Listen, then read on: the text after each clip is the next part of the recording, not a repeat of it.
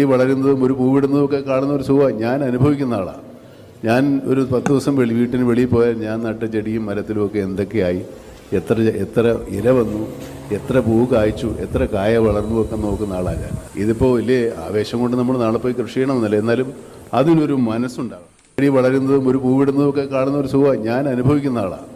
ഞാൻ ഒരു 10 ദിവസം വീട്ടിന് വെളിയിൽ പോയാൽ ഞാൻ നട്ട ചെടിയും മരത്തിലും ഒക്കെ എന്തൊക്കെയായി, എത്ര ഇല വന്നു, എത്ര പൂ കായ്ച്ചു, എത്ര കായ വളർന്നു ഒക്കെ നോക്കുന്ന ആളാണ് ഞാൻ. ഇതിപ്പോൾ വലിയ ആവേശം കൊണ്ട് നമ്മൾ നാളെ പോയി കൃഷി ചെയ്യണമെന്നല്ല, എന്നാലും അതിനൊരു മനസ്സുണ്ടാകും.